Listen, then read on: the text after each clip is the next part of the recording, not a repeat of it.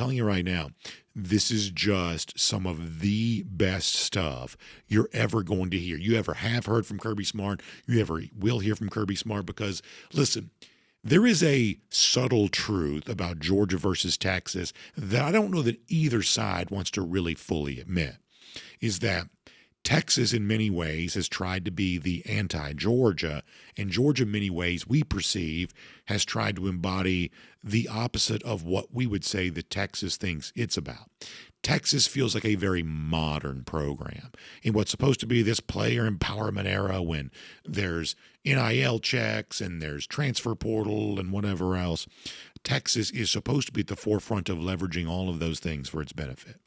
And Georgia is supposed to be the program that, well, they're not going to figure out NIL and whatever else because Kirby Smart's so stuck and set in his ways about what football used to be, and by what it used to be, that's like 3 years ago, but nonetheless, that Kirby Smart's stuck in the past, and these very modern programs like Texas are going to write big checks, they're going to buy championships, and if you don't like it, then you're just going to get left in the dust, whatever else. Now, those two caricatures of both programs is not quite as true as sometimes it's led to believe. Then the truth is, while some aspects of Texas get on my nerves, the truth is I do respect the team. I mean, they've made the Final Four the last 2 years. So as much as I think of them as all hat, no cattle, all sizzle, no steak, it's not completely fair. They've done some things the last couple of years. You have to give them some respect. And the flip side of that, it's not like the Georgia players are playing for free. Yes, Georgia, embraces a style of football that a lot of the other programs simply don't want to embrace, or maybe can't fully embrace as much as they wish they could. But Georgia's still, writing its own big NIL checks and things like that. So the caricature we have of Georgia and Texas is probably not as fully true as we sometimes think that it is. But there is an element to it that's also more true than I think either side wants to give voice to, because Sark and Kirby do respect each other, but the two programs they lead, in many respects, could not be more different. And it was the Georgia brand that, for the third time since Texas joined the SEC, looked like the better brand on Saturday. And I want to talk for a few minutes about exactly why it is that Georgia's got that done. First of all, the Georgia performance against Texas compared to what it was doing back in September, there is no doubt that Georgia has just week after week continuously improved. It has gotten better. And that is something that on Saturday night, Kirby was happy to acknowledge. What you're about to hear from Kirby over the course of these next couple clips, this is just solid gold. Starting with this, Kirby, on the improvement that Georgia's shown. Proud of them, man. They've gotten better. I think a lot of teams in the country, it's hard to keep getting better this time of year. You start questioning what I'm doing. I mean, let's be honest, we're 2 months from the portal opening. I mean, there's kids that are like, I don't know if I really want to go out here and get better. I'm not talking about Texas now. I'm talking about just in college football, and that has not been the approach of our team. They continue to get better. They continue to grow. They work hard. They believe in each other. I mean, it's a good football team, guys, but, you're a week away from humility. One of my favorite movies is Almost Famous from the early 2000s, and the Kate Hudson character in the movie has a line where she says at one point, the truth just sounds different. And when you hear Kirby Smart right there, that's just so true. It is of his team, of college football overall, and the truth just rings so loudly in a statement like that. It just sounds different. That there are a lot of teams, and this is just as honest gets, that are up against the transfer portal. Some players got 1 foot in, 1 foot out. Even some good teams that might be true for. And Kirby's like, man, these guys just haven't been that way. They're just bought in. They're willing to work hard, improve, and get better. And this is why we've been saying it since the season began. There is something about this team that Kirby just seems to like, and he's on the inside. He would know. And there are moments, and I own this, we've been very honest about this, there have been various times throughout this year where we just weren't so sure. Not so sure how good Georgia is. Not so sure if they were going to figure it all out.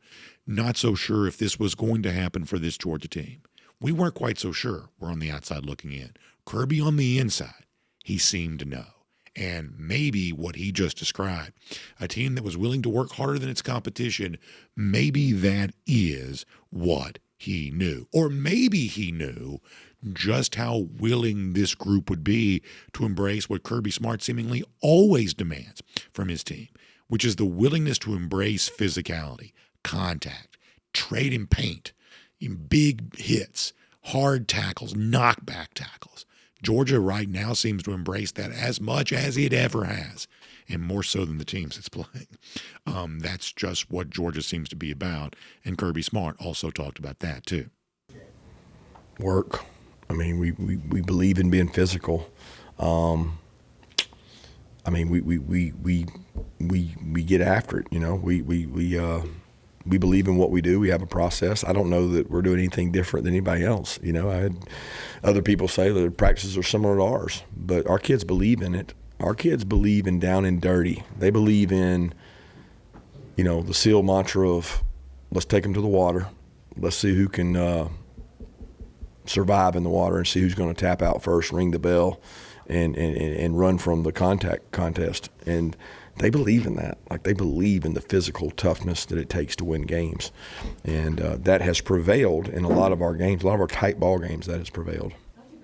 I mean, listen, I'm here to tell you this, and I wish I had enough time to talk about this as much as I feel like it needs to be talked about. That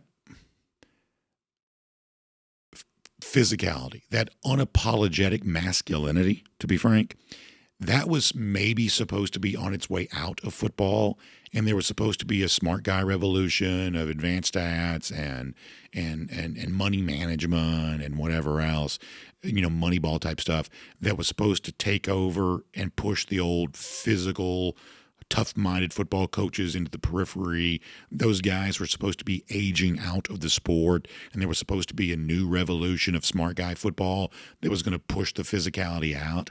And yet you got a guy in Kirby Smart very much in the coaching prime of his career, still embracing physicality as much as ever.